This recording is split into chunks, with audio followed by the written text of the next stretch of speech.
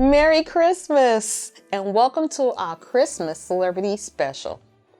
Today, we honor a legacy that reshaped comedy, culture, and truth-telling in America. Richard Pryor Jr. wasn't just a comedian. He was a force of nature, a storyteller who laid his soul bare on stage, turning pain into power and laughter into healing. His courage, his brilliance, and his raw honesty opened doors for a generation of artists who dared to speak their truth. And that legacy didn't end with him. It lives on through his son, a performer, author, a voice of all his own, someone who carries his story, the heart, the humanity of the greatest entertainer of all time, while walking his own path with grace and strength. Today, we'll be talking with Richard Pryor Jr. about his memories of his father, his powerful book, and his time working with me on the set of The Color Purple. Please join me in welcoming the remarkable Richard Pryor Jr.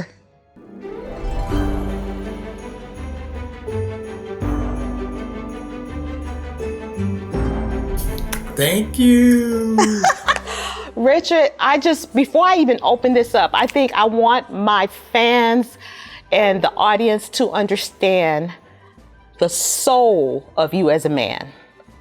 In the short time, well, gosh, it's not even a short time, but in the time that I've known you, I found you to be honest, truth-telling, very much compassionate, and a friend in some ways. I just want to tell you, I thank you for being here and sharing your story with everyone. Oh, thank you. Thank you so much. I appreciate it. This is like going to a time capsule to me. You know what I mean? Because you think about the things, working on the set of The Color Purple and you being in the film, the things that I was going through during that time and how young you were at that time and how young I was at that time. And you look now years later how things reconnect with certain people that are meant to be in your lives, Yes. And that's Did you know? I didn't know that you was in The Color Purple. We connected on social media. Right. And you shared with me, you had such more memories. You shared with me and it blew me away. I immediately told my husband, I was telling everybody, you have got to share that. Please tell them the story you told me. I wasn't aware. So didn't know that was me on set. No, Richard, not only did I not know that was you, I didn't even know your father visited the set. I didn't know so when I got cast, I didn't know who Steven Spielberg was. Oh, wow.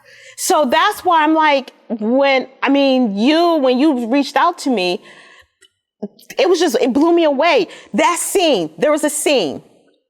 Please tell them about the scene and what you did and everything, your job. Yeah, well, my job, I was a production assistant on the film, and I remember there was a scene where you and Nettie were being separated. Uh-huh. And I remember during the filming of that, actually, because you guys were in it. I mean, it was like, y'all wasn't playing. Y'all was in it. Mm-hmm. And I remember Kuswa, I remember when you guys collapsed and fell on each other, she twisted her ankle. And I remember that the scene that we did after that was actually the scene that was before that. Because, you don't film in sequence. Right. And it was a scene when Mr. is on the horse and he's following her while she's trying to go to school. Uh-huh. And then she runs off and drops her books and runs off. Uh-huh. And I remember during that time, during the scene, because I could tell that she was uncomfortable. And so each time they would reset, I would carry her back to the first mark. Oh my God. And I did it throughout the day, so she wouldn't have to walk on her actual foot and everything like that. How old was you? I was in my early 20s. And I went through a lot on that. I learned a lot. I learned a lot what not to do. I learned a lot about addiction during that time period. Oh, we're going to talk about that. The things that were running rampant during that time. I met some lovely people that I just reconnected with Rebecca Walker. I just reconnected with her on social media and everything. Yes, for those who don't know, tell them who Rebecca is so they know. Rebecca is Alice Walker's daughter. Yes. And she was a production assistant on the show as well as a guy named Stephen Talmy, I believe it was. And I can't remember, it was Bruce Cohen, who's now a big time producer and stuff. He was a DGA, Directors Guild, worker on the film during that time. Oh, and wow. I didn't have a problem with anyone on set except for a couple of people. I've always been very, I'm trying to be nice and cordial and all those kind of things to people. But sometimes when people, you can't get along with everyone, and back then it was a thing that I didn't understand it. It was I got to make this person like me. What can I do? And I was like that during that time period, but through ages and years and learning and experiences, you learn that that's not a possible thing. But I had some great experiences on that set. I remember, you doing the scene with the, what was that scene? Oh, in the kitchen. The rats? Yeah. Oh. Yes, with the rats. Yes. Yes. So you guys remember the scene where I walk in and I see the mice or the rats running around, which for context, I have a horrific fear of rats and mice. Horrific. So walking into that scene and seeing that happen, it freaked me out. Not only did the kitchen was messy, but Richard, I found out, is the one who, you said you cleaned that up? Yeah. Like someone really had so the next scene where I'm wiping on the wall. Yeah. You did the work. Yeah. Cleaning. Yeah. Wow. Yeah. Wow. So what was going through back then? Okay. Mm-hmm.